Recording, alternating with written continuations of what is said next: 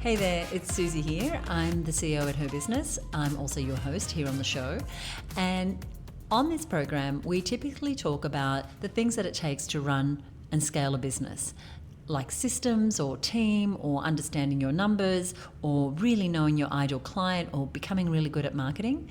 But today I want to turn the lens inward, because what I found time and time again is that the women who build genuinely successful businesses are not held back because they don't have the skill to grow their business or they don't have the right strategies. It's usually that they lack clarity. They don't know what they actually want for their business and for their life. And we spend so much time executing against someone else's definition of success that we lose touch with our own. But true leadership means authoring your own definition of success.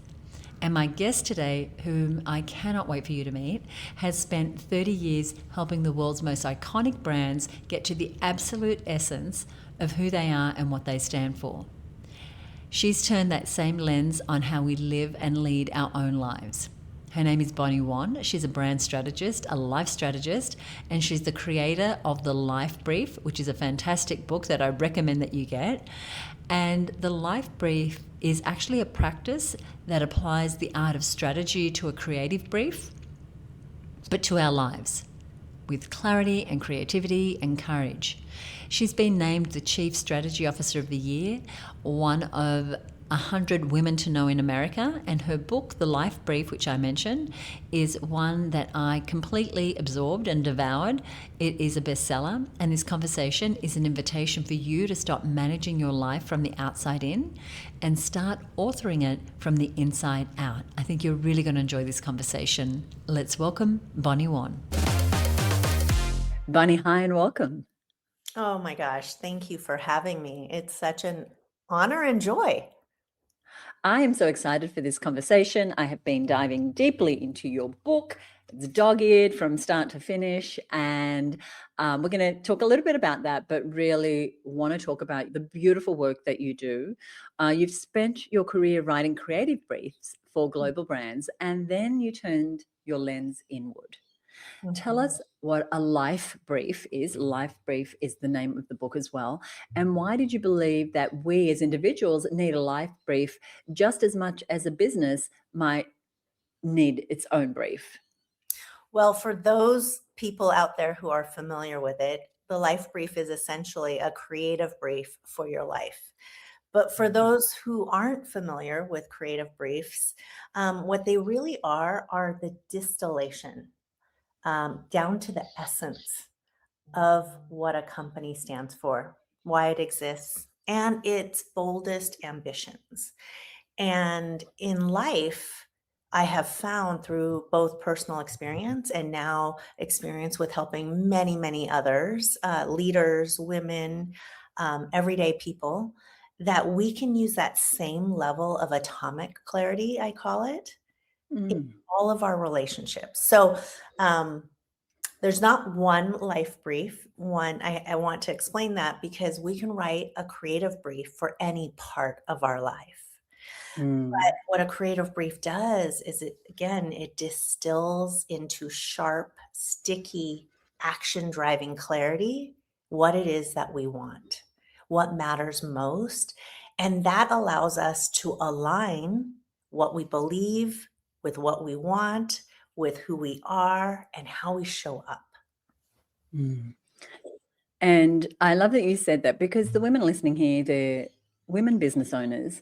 They have a business and they may also, as I found I related to in your book, also need to design their personal life, my relationship, or my well-being. And by having us create this brief in a way that you've done many, many times with clients, but turning the lens on ourselves, I found that I was able to get very clear, and I want to talk about clarity in a moment, on what I want for that part of my life. So for this, we're of course talking about how to become a better leader. But as you know, that's not just, this is how I run my team. There's so much more to how do I become the best leader of my life as well.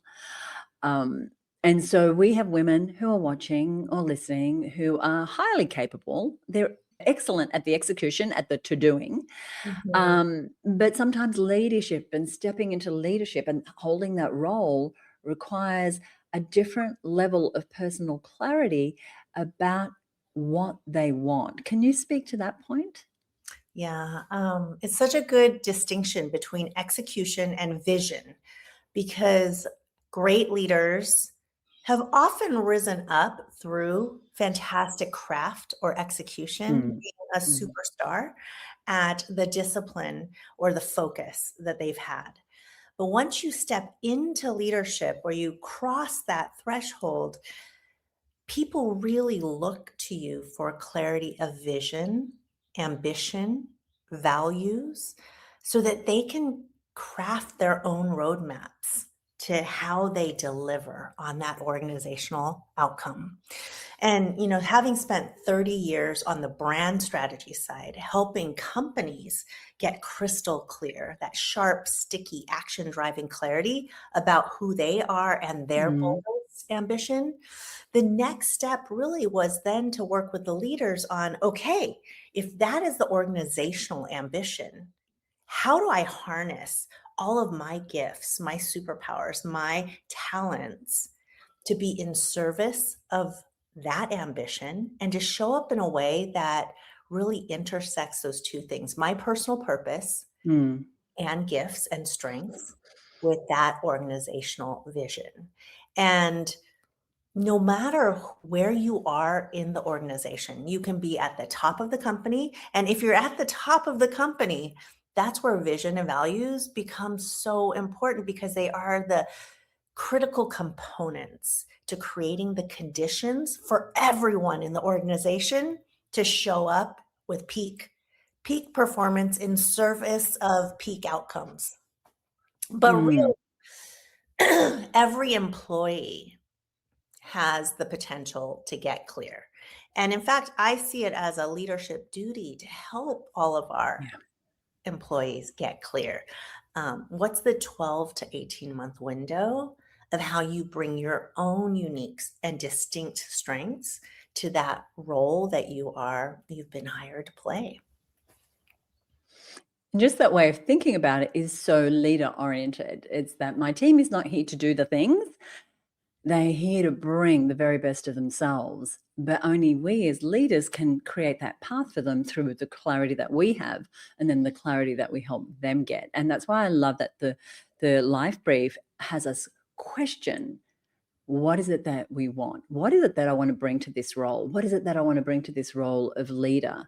And you talk about this inside out idea, which is that so many businesses are built from the outside in, you say. So we're responding to expectations, team expectations, client expectations. We're responding to opportunities. We're responding often to pressure.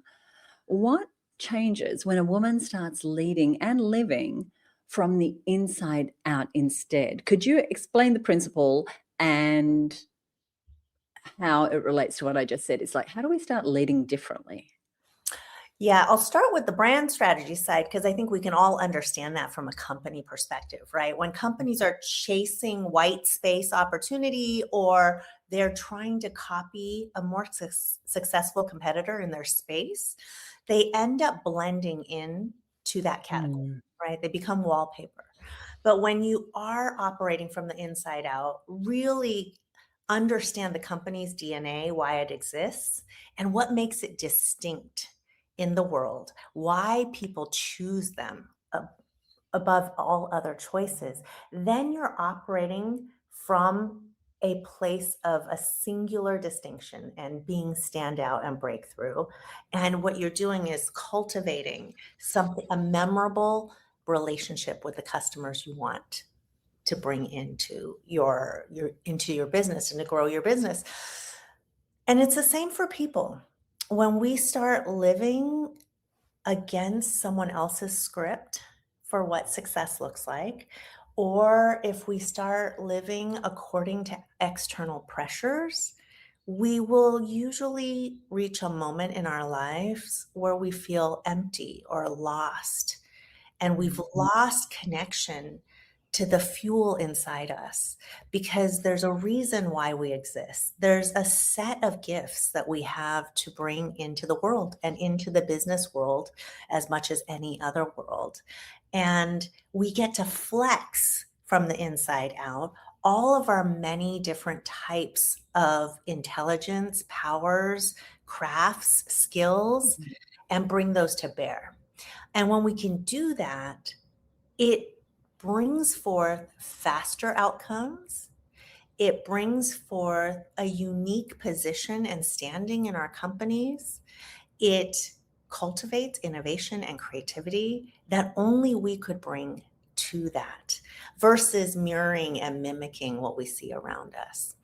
And, women who are inside very male dominated organizations, it's easy to fall into the pattern of celebrating intellect, authority, short-term gain, which men are very, very equipped at doing. But then women lose what makes them unique and special.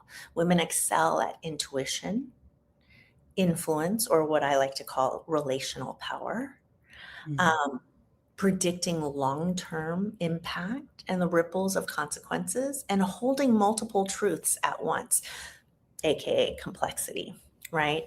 And when we're operating from the inside out, we have all of those superpowers at our disposal.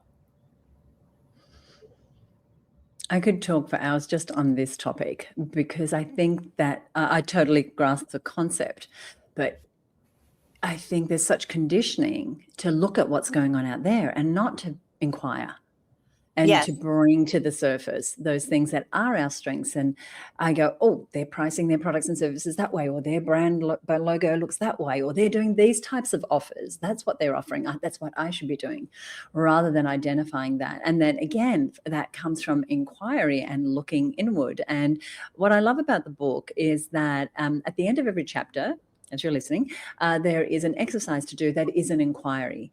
And Bonnie goes deep.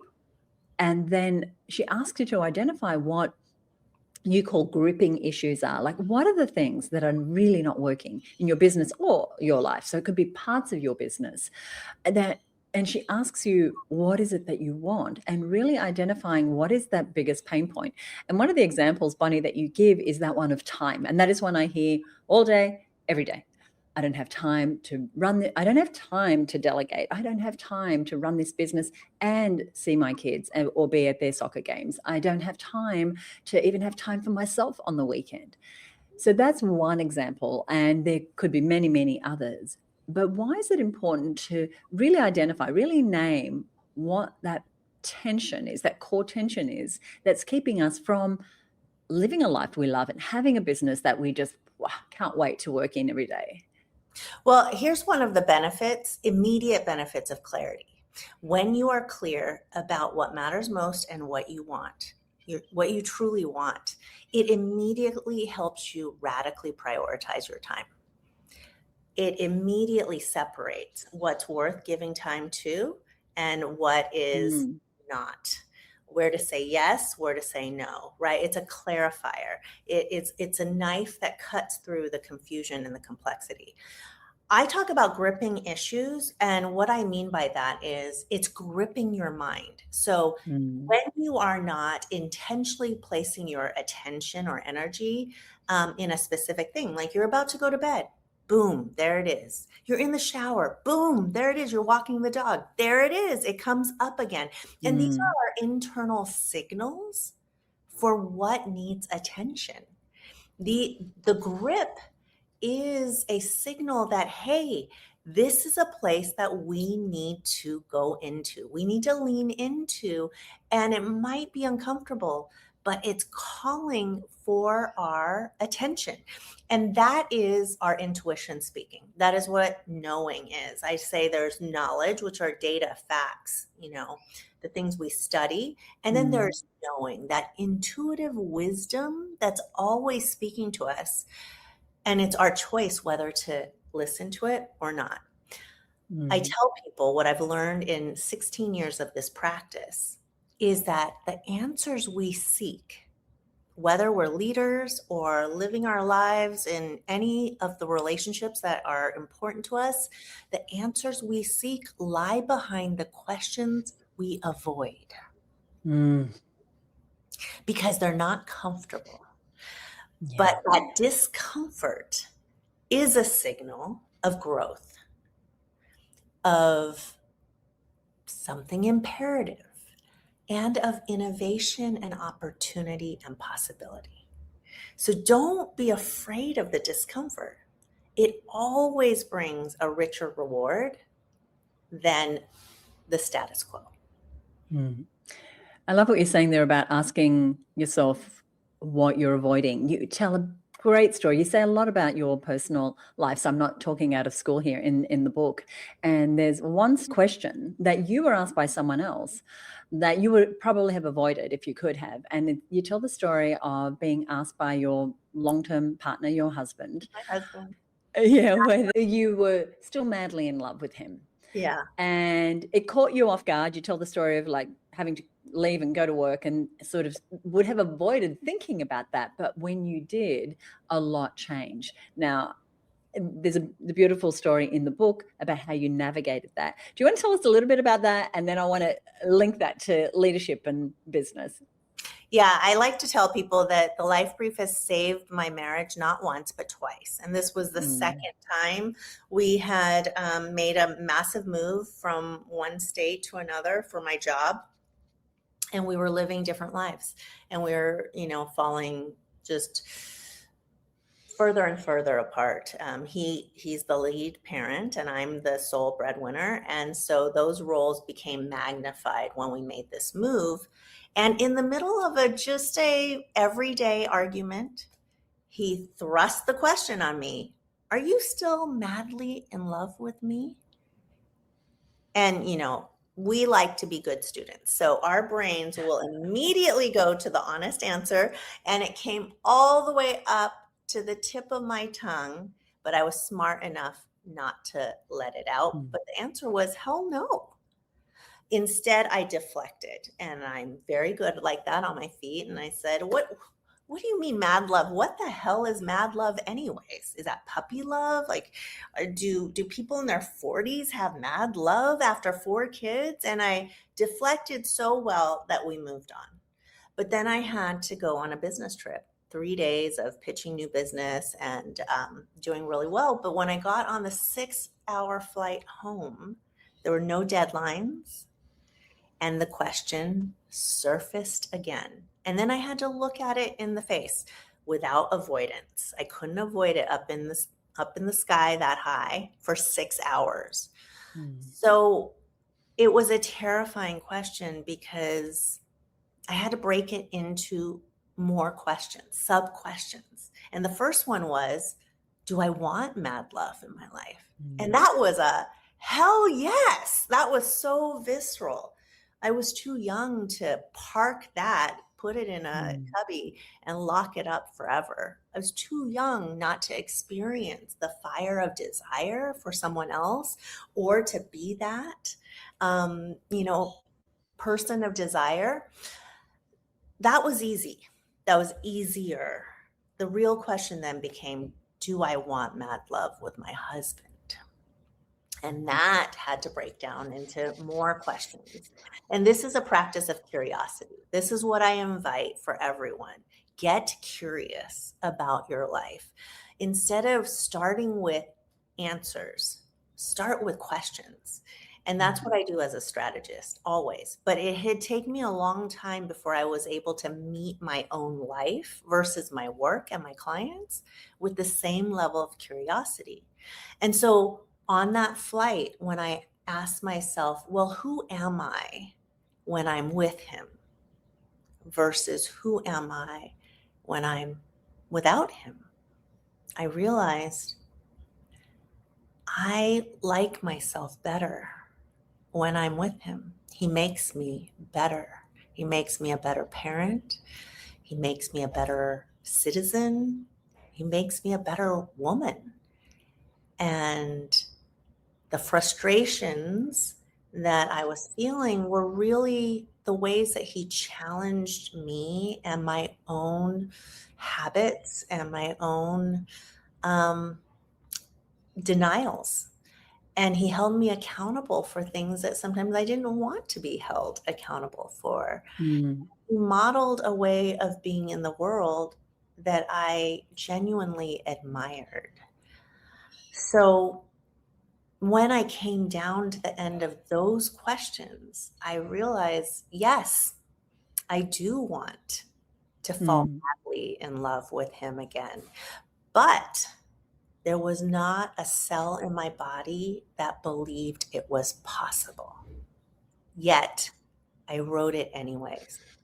And I call this practice of getting to your essential truth, getting to your essential, honest, nakedly honest desires and ambitions, an act of courage. Because the act is admitting to ourselves that that is what we really want Mm. without any guarantee of ever getting it. But that is the first step to Mm. walking a path that is true to you, true to your company, betting on yourself, betting on a bigger, higher possibility than if you just went with the execution and showed up to what's here right now. This is Mm. what it means to have bold, audacious visions for your life and your work and your company. Thank you for so generously sharing that story and allowing us to see, like, it's not easy to declare what we want. It's much easier to be busy and, just go, well, sure, we were madly in love 40 years ago, but now, this is what people do. But to start a business and 20 years down, you're like, I'm really kind of done with this, but this is the only identity I have. Dare I even dream of having a business that lights me up every day, or doing the sort of work that brings me joy, or working less, or changing something? And so, to your point, it is an act of courage to just even ask that big question of, what do I really want in any area of your life? But I see women, Bonnie, who've been in business 10, 15, 20 years, sometimes with their partners, and they're like, I don't know who I am without this, so I won't even ask the question. Yes, well, Anais Nin, I think, had the famous quote, many people prefer the certainty of misery to the misery of uncertainty. And I think that's why I love leaders that. are I few love and it. far between, right? It's easier Mm. to be a manager of the details, a manager of the now, a manager of what needs to happen right now, or a manager of the repeatable playbook than to own the big vision, to have the Yeah. big ambition. And I want to clarify that in life, especially in the culture and the society we are all living in right now, bold and big could look like slowing down, taking Mm. a beat, being more intentional with our time, creating spaciousness, or allowing ourselves pause. So I don't want anyone here to misunderstand what I'm saying. I'm not saying go bigger or go home. I am Mm. saying boldly pursue what you know you want, what you need, what you've been longing for, what fuels you, and what nourishes you. Get nakedly honest about that. But that starts with curiosity, asking the question, and then the permission to meet that question with naked honesty. Mm. And it's not comfortable work. It's not for thin skins. And you do need an iron stomach to do this, but that's what leaders do. We step Mm. into the discomfort. If we don't, we can just step back and manage. Right. Easier to manage, as you said. And what I love about the processes in the book is it's a very private inquiry.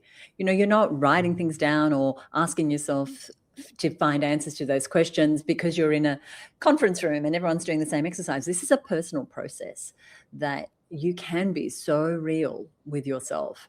And as you said, sometimes just getting it out that longing that's been there that you haven't been willing to, get out in any way, just sets you free. Yes. Sets you free to know that is what I want. It's very liberating, Yeah.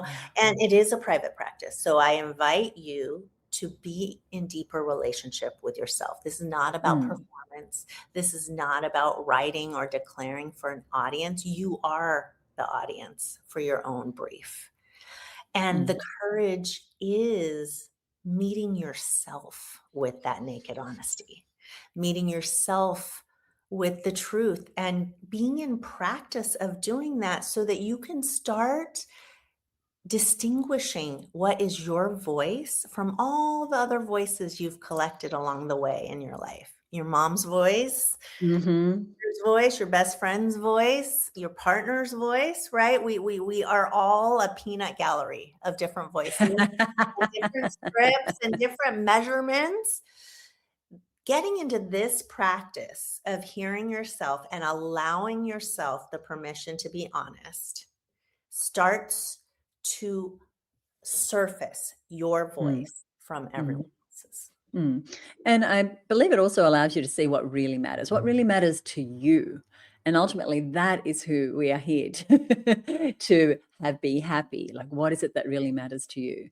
Yes. Because what I've found is that many women that I am in contact with, they reach a point of achievement, often beyond what they ever thought even possible for themselves, for the type of money their businesses are generating or the impact that they're having. But the satisfaction is gone. And I think we're kind of circling back to something we've already talked about. But I want to just distill, how does a life brief help a leader really define what success means for them without burning everything down or losing everything she's built? Because I had a woman approach me, Bonnie, and she said, I've got a multi-million-dollar business. I've won all the awards. I find myself at 7:00 at night in fetal position under my desk crying way too often. I'm successful. I don't even need the money. I have inheritance. I have property. I don't need to be here, but I just don't know how to let go. There was a sense of failure in that. Could you make something of what I just said? Well, I'm going to recommend another book that really explains it so much better. It's David Brooks, The Second Mountain. And he talks about there's the first mountain that we all are set off on. We're trained early on. It's a check the box, go to a prestigious university, get your education, you'll meet the person, you'll land yourself on a career path that is full of achievement. You'll capture the wealth that you deserve and that you can make, and you'll have children, and then you'll be happy. And that promise still exists for so many of us. But that is an external playbook. And what he describes, which is so beautiful, is that many people reach the peak of that first mountain and they wonder, wait a second, why do I still feel empty? Why am I feeling restless? Wasn't this supposed to deliver me this beautiful view and peace, inner peace? And it's not so much. And that's a consequence of living out someone else's script for what happiness or success or fulfillment or joy looks like. Because we're not practiced. We're not trained in those early ages to ask ourselves, what do we want? Or what's calling to us? No one's asking us the questions that help us connect to that voice that is within us, that we are all born with. The second mountain is the new journey. And not everyone finds themselves at the foothills of the second mountain. And this one has no map. It has no roadmap. You are going to carve your own path. But with every step, instead of ending your day with what I call wrung out empty, that's the, fetal position, right? Contracting, contorting. Instead, you're still exhausted at the end of the day. Neither mountain is an easy climb, but on the second mountain, you end the day with what I call soul-stirring satisfaction. That sounds good. You are also spent, but there's heart in there. You Mm. feel the fulfillment and the joy of having given your all to something you know is true. And a lot of people say to me, "Isn't this selfish work? You're just asking everyone to be incredibly self-centered." And I like to say there is a distinction between being self-centered, meaning centered in your truth, what you Mm. know, your wisdom, your intuition, versus being selfish. And every time I have peeled back the layers with women leaders, what is at the core of their self-centeredness is a desire to be of value, to do Mhm. something meaningful. And that usually includes people beyond them, themselves, and theirs. It's often, um, I don't want to sound like a magpie but I mean, there's so much spirit and heart for creating conditions for others to have positive lives. It's very rare. I don't think I've even met a woman leader Mm. or a woman, any woman who after peeling back the layers of the onion, they got to, I just want a Ferrari, an island, a house. That would make me super happy. Women are geared for relational impact. Mm. They are But geared towards belonging, connection, understanding. Are there ambitious women who want material things? Yes, yes, yes, there are. And what gives them satisfaction and fulfillment is seeing that their work is having positive impact, that they are doing things that are innovative, creative, and in service. That's certainly true for the women that are in our community. They come in and they want the marketing strategies because they want to get more sales. But when we go beneath the layers, it's always, I want to be of service, and I want to be at peace and I want to make a contribution and I want the nice car and I want it's both. It's Yes, both. it's not either or. Yeah. It's not doesn't have to be a trade-off, and it Mhm. doesn't always have to be altruistic. Even if you want Yeah. to go and nail it as the salesperson, grow this company, to limits that it has never reached before, that is also fulfilling to know Yeah. that you have that capacity and the capability to do that you have the talent, the strategy, the chops, the creativity and innovation, and the relational power to bring a workforce along and to create something monumental in the world. Those are definite sources of joy and fulfillment. Mm. At Her Business, we have a tagline, which is your business, your rules. Talk to us a little bit about how the work that you do with women helps them to grow confident in doing business and life by their rules. Well, the entire practice of what I call life strategy, right? That's this Yeah. life brief. It's a lifelong practice in self-authorship, in personal agency, and an addiction to aliveness. I don't believe in chasing happiness because in the Western world, we've equated happiness to comfort or material wealth or, you know, um, kind of, again, living to someone else's metrics of success. But aliveness is that we are constantly growing and seeing and relishing what we're capable of, which is often more than we ever imagined. Self authorship is about, again, being the author of your own life and not living someone else's script. And personal agency is seeing that you always have a choice. You can always choose what speaks to you, what feeds Mm. and fuels you versus performing for someone else. In a moment, I'm going to give people details of where to get the book and learn about the other programs that are available for them so that they can work more deeply with you.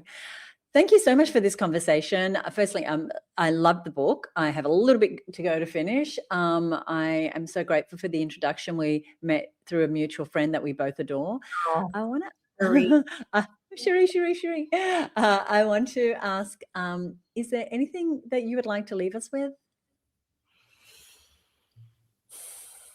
I think we've talked about it, so I'm going to echo it again. Okay. Start with curiosity. Give yourself permission to get curious about what you really want. Choose to author your life instead of living out someone else's script. And chase your goosebumps. Use joy as your compass. Chase your goosebumps. I absolutely love that. When Yeah. I get goosebumps, I know I've hit the truth. Yes. Yes, that's what you It is mean. visceral. You will know Yeah. when you have arrived at clarity of truth because you will feel it. Some of us get goosebumps, some of us get butterflies, some of us get slightly nauseous, right? I call it a podcast feeling, right? You know when you have hit that chord, struck that chord. And that's the place it'll never steer you wrong. Bonnie, thank you so much for being here. Thank you for having me. I love that conversation with Bonnie because here's the thing, conforming to others' expectations is something many of us have felt. I know I chased some external version of success for a lot of my business life, and I'm sure that's a very common thing. But once we can get over that and get clarity on what really matters to us and start to design businesses that are true to our heart's desire, it's a whole different life. And I would love to know what gives you goosebumps or what is an FES feeling that aligns with where you want to go in your business. Because, our tagline here on the show is your business, your rules. What would life look like and what would business look like if you created your business purely from what you want? What does it feel like? What are you doing? What does the day-to-day look like? Speaking that clarity aloud is so powerful, and having an environment, someone you can speak to about that, is so, so important. Now, I would love to hear what you have to say over on Instagram. You can direct message me over there, and I respond to every single comment or approach. So that's probably the best place. Or you can write to me at podcast@herbusiness.com. Or if you're a member of the Growth Network, we're having these conversations in there every day. If you don't know about the Growth Network, it is Australia's longest running business network for women business owners. We recently renamed ourselves from the HerBusiness Network to the Growth Network, but it's the same level of awesomeness. You can unlock lots and lots of fantastic resources and connections and help to get you to build your business by your rules. Now, the thing is, if you enjoyed this episode, you could do me a huge favor and also help so many other women simply by leaving a rating or review on Apple Podcasts. Or if you just want to let me know, you can send me a direct message on Instagram, or you can write to me at podcast@herbusiness.com. Now, on our website, I've put a link to Bonnie's book and Bonnie's website so that you can learn more about Bonnie, because she's freaking amazing. And you'll find all that information over at herbusiness.com/375. I'll also put links to any other resources that we've discussed. Now, if you're new to the show, welcome. Please hit follow or subscribe wherever you're listening. If you're a regular, thank you so much. I appreciate you more than you know. And join us in the next episode, because we've got lots more inspiring stories and lessons from successful female entrepreneurs coming up. I'll see you next week right here on the Her Business Podcast. Bye for now.